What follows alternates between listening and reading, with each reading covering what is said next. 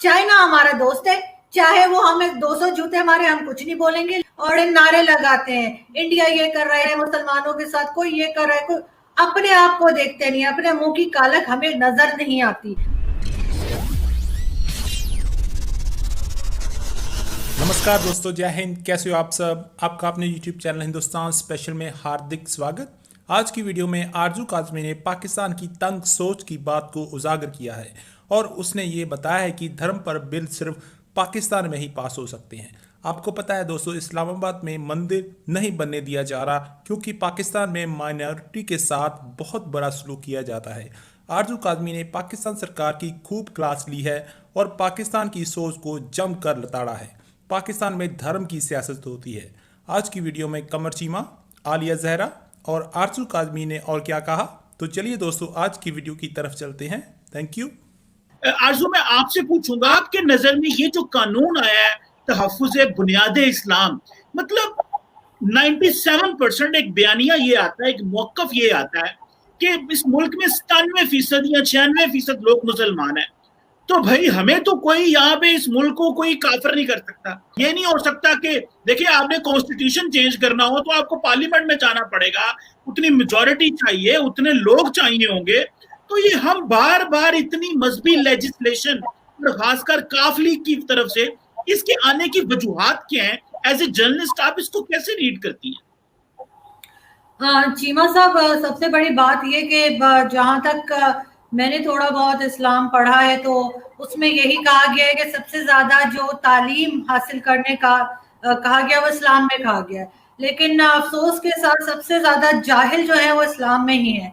आप जैसे कह रहे थे यहाँ पे हम सब मुसलमान हैं और हर तरह के जो लोग यहाँ पे दूसरे मजाहिब के रहते हैं उनको तमाम राइट्स हैं। ऐसी कोई बात नहीं है। पहली बात तो हम सब यहाँ पे मुसलमान नहीं हैं। यहाँ पे दूसरे लोग भी रहते हैं जो किसी और मजहब को मानते हैं, वो भी रहते हैं और उनके साथ जो ज्यादती होती है, उनके साथ जो जुल्म होता है वो आप भी जानते हैं, मैं भी जानती हूँ। एक जरा सा मंदिर बनने जा रहा था तो यहाँ पे सबका इस्लाम खतरे में पड़ गया। यहाँ पे ये एक आदत सी बन गई है लोगों की कि वो मजहब को बेचते हैं। पाकिस्तान में पाकिस्तान वाहिद इस्लामिक कंट्री है जहां पे मुसलमानों को मार मार के मजीद मुसलमान बनाया जाता है।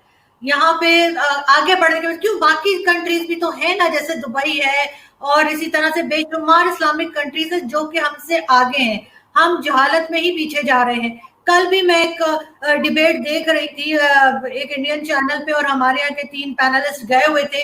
तो एंकर ने उनसे पूछा कि अगर आप लोग कोई डोनेशन देंगे मंदिर बनने के लिए तो क्या मुसलमान नहीं रहेंगे? हर कोई आए बाएं चाएं कर रहा था। किसी एक से भी ये नहीं कहा गया कि हाँ जी मैं डोनेशन दूंगा तो मुझे कोई फर्क नहीं पड़ता, इस्लाम को उससे कोई नुकसान नहीं होता, मुझे कोई मुसलमान होने से निकाल नहीं देगा। ऐसा किसी ने भी नहीं कहा। सब अपनी अपनी इधर उधर के कबूतर उड़ाते रहे बैठ के, लेकिन ये बात नहीं कही। हमें इतना डरा दिया गया है कि अगर हम जरा सा भी कुछ गलत कह देंगे जो उनकी लोगों की मर्जी के खिलाफ होगा, मौलवियों की और जो सो कॉल्ड रिलीजियस स्कॉलर्स हैं, तो यहाँ पे देखा जाएगा, ना सुना जाएगा, ना पूछा जाएगा, सीधे सीधे मार दिया जाएगा। पाकिस्तान में किसी को मार देना बहुत आसान काम है। आप किसी के ऊपर भी कह दें जी ब्लास्फेमी लॉ लगा दें, इसने ये कह दिया वो कह दिया और उसके बाद मार देते हैं। हिस्ट्री में जब हुजूर अकरम थे तो आप मुझे बता दें कि कौन सा वाकया था जिसमें उनको किसी ने कुछ कहा और उसके ऊपर लोगों ने उस इंसान को मार दिया?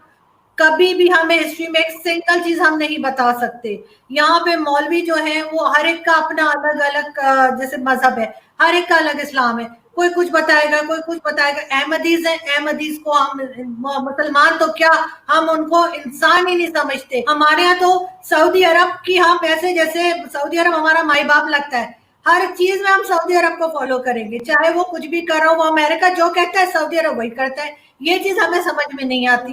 लेकिन हाँ, भारत हमारा दुश्मन है जो हमारी जबान समझता है। हम जिसके जैसे कपड़े पहनते हैं, जिसके जैसे दिखते हैं, जिसके जैसे बोलते हैं, जिसके जैसे खाने खाते हैं, वो हमारा दुश्मन है। वैसे दुश्मन तो है, ये तो आप ये करें, समझ नहीं आती। दुश्मन तो है, इसमें तो कोई शक नहीं है।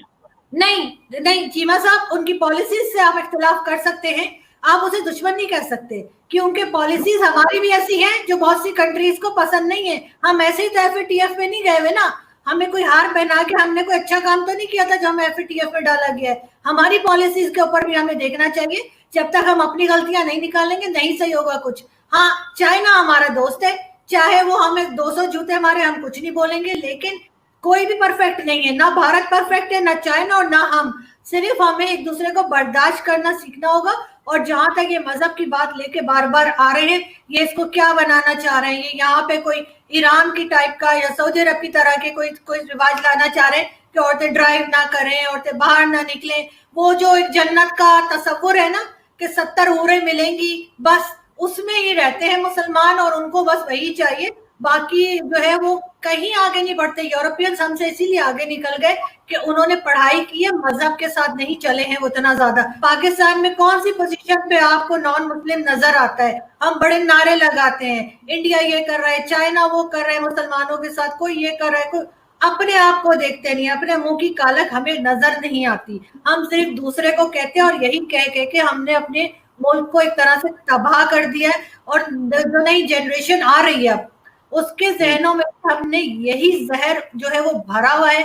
और आई एम वरीड के आगे जाके शायद हमारे जैसे जो हम 3 लोग या 4 लोग बैठे थे, हमारे जैसे लोग भी नहीं मिलेंगे। सिर्फ इसी किस्म के फ्रैटिक किस्म के मौलवी बैठे होंगे जो कहते हैं तस्वीर हराम है, मोबाइल हराम है, और ना कैमरे से हटने को तैयार है ना मोबाइल छोड़ने को तैयार है। हर चीज भाई ऊँट पे जाओ ना हज करने, क्यों जहाज में बैठते हो? क्यों काफिरों की बनाई हुई चीजें इस्तेमाल करते हैं? मुझे तो सच्ची चीमा साहब आप हंस रहे हैं कि मैं यकीन करें मुझे इतना गुस्सा आ रहा है लोगों के ऊपर कि इन्हें कोई काम नहीं, अजीब अजीब किस्म के बिल लाते रहते, ना हेल्थ पे काम करते हैं, ना एजुकेशन पे काम करते हैं। लोग यहाँ पे भूखे मर रहे हैं, बिल देने को पैसे नहीं है, किसी का ऊपर कुछ काम नहीं हो रहा। हाँ, मजहब को पॉलिश कर करके लेकर आते हैं, हर एक अपना मजहब लाके वो बताएगा कि मैंने और जहरा ने दुपट्टे क्यों नहीं पहने, चीमा साहब ने दाढ़ी क्यों नहीं रखी, दाढ़ी का डिजाइन क्या होना चाहिए। मतलब बिल्कुल जैसे कहते हैं दिमाग खाली हो गए लोगों के। और दूसरा ये कि हमारे यहाँ तो ये हमेशा से रिवाज रहा है कि हम अपनी हिस्ट्री भी जो है वो बच्चों को गलत पढ़ा रहे हैं।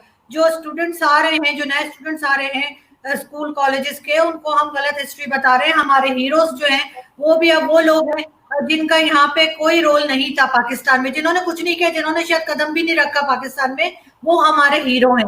और जो हमारे हीरो हैं हम उनका नाम ही नहीं लेते, चाहे वो डॉक्टर अब्दुल सलाम हो या कोई हो, यहूद भाई हो, हम उनका नाम भी नहीं लेते। तो इसी तरह से बेसिकली हम बच्चों का ब्रेन वॉश करना चाह रहे हैं और उसमें उनको रोकना चाह रहे हैं। पाकिस्तान में बहुत से लोग ऐसे भी रहते हैं जो नॉन मुस्लिम है। अगर इनको हर जगह यही कहना है कि कुरान पढ़ाया जाए, तो जो नॉन मुस्लिम है उनके लिए भी एक हिसाब होना चाहिए कि वो अपने मजहब की किताब पढ़ेंगे। अगर कोई क्रिश्चियन है उसको स्कूल कॉलेज में बाइबल पढ़े, बाइबल का एग्जाम दे। अगर कोई हिंदू है तो वो गीता पढ़े, उसके एग्जाम्स दे। सिर्फ हर एक को पकड़ पकड़ के आप जबरदस्ती का मुसलमान अपने हिसाब से बना रहे हैं। आपके सामने तो शिया भी नॉन मुस्लिम है, शिया के ऊपर भी आप जो है वो कह देते हैं कि नहीं वो उसका इस्लाम से कोई लेना देना नहीं है।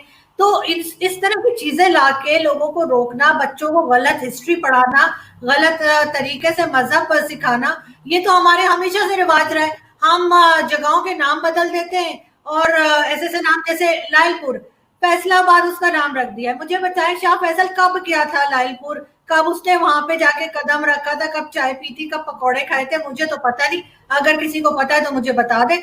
लेकिन सबसे पहले तो हमें ये सवाल करना चाहिए कि ये जो लोग डिसाइड कर रहे हैं कि कौन सी किताबें बैन होनी चाहिए, कौन सी, इनकी अपनी क्या एक्सपर्टीज है, इन्होंने क्या पढ़ा है, इन्होंने कौन सी हिस्ट्री है जो ये पढ़ते हैं, उनका एजेंडा क्या है, ये क्या समझते हैं कि पाकिस्तान को क्या बनाना है।